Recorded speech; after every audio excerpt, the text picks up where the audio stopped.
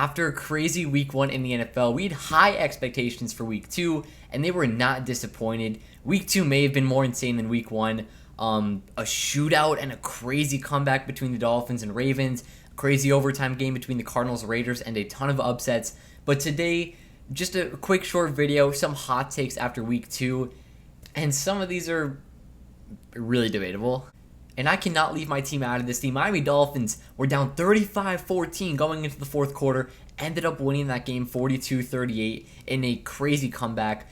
Teams down 21-0, teams down 21 or more points going into the fourth quarter were 0-711, and now after this game, they're 1-711. So took a couple of teams to get it, but we were finally that one.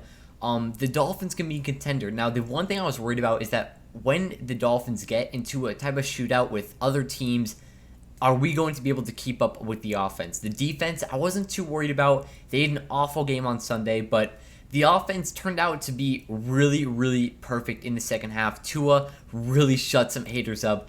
4 touchdowns in the fourth quarter. I know the Ravens fell apart. I know people are trying to find a way to hate on Tua, saying that he was only throwing to open receivers, but there were a ton of plays where he was fitting the ball into tight windows, and obviously, like I said, people are going to find a way to somehow hate on the guy, but the Dolphins can really, staying fully healthy, I assume, the Dolphins can, I think, be a contender and will make the playoffs in the AFC.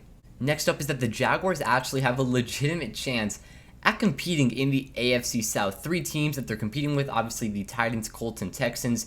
Texans have a ton of holes in their team, inexperienced, they're not going to be competing for many years to come. We can kind of put them out of the way. Titans are a team that I thought would actually miss the playoffs this season. Ryan Tannehill's getting really old. They traded A.J. Brown this offseason. Their defense didn't improve after being mediocre last season. I really thought that with the AFC being this tough, they wouldn't even be close to competing for a playoff spot, and especially after that game. They lost to the Giants week 1, which I called, and then getting just obliterated by Buffalo last night. I really don't think the Titans are going to be doing much else. And like I said, Ryan Tannehill is old. He hasn't got much left. And I think the Titans, it's going to be Malik Willis time in Tennessee soon. And he's going to be a project. It's going to take a while for his game to translate to the NFL. And then with the Colts, the team I thought would be coming out of this division, 0-1-1 to start the season. Tied to the Texans 20-20 in week 1, but you can't really overreact to week 1, but shut out by the Jaguars 24-0 in week 2. 3 interceptions for Matt Ryan. It's just making me think that Matt Ryan is done.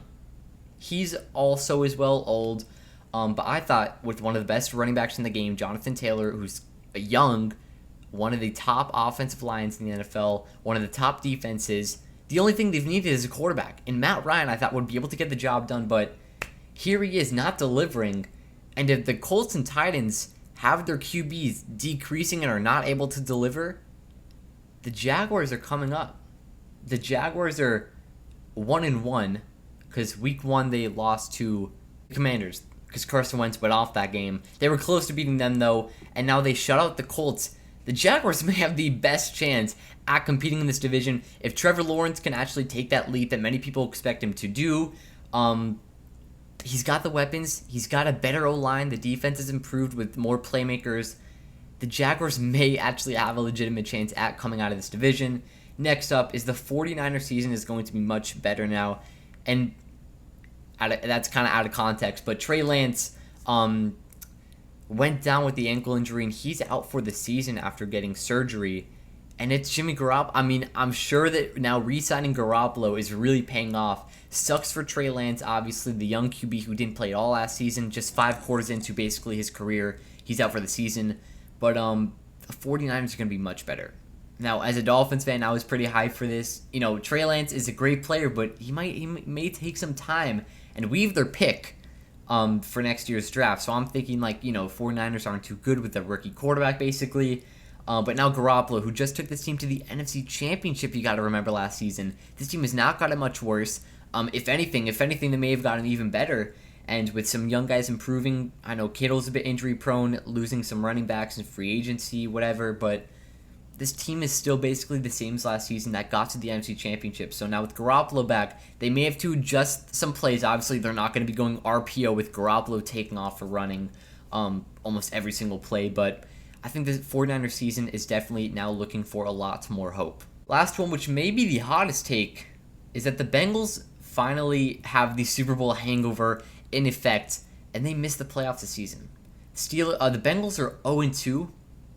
Lost to the I need to check who they lost to the Steelers in week 1 in that crazy overtime game where Burrow had 5 turnovers and 4 interceptions. And then week 2, you lose to the Cowboys.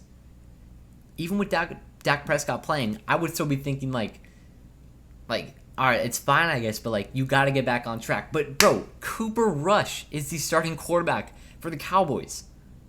That is unexcusable. This defense played bad, and Burrow really didn't he definitely did better than week 1, but he didn't throw 4 interceptions. But I mean, you got to be better to beat this Cowboys defense. I know that they have some playmakers there, but it's Cooper Rush starting at quarterback for the Cowboys, and you cannot take down this team.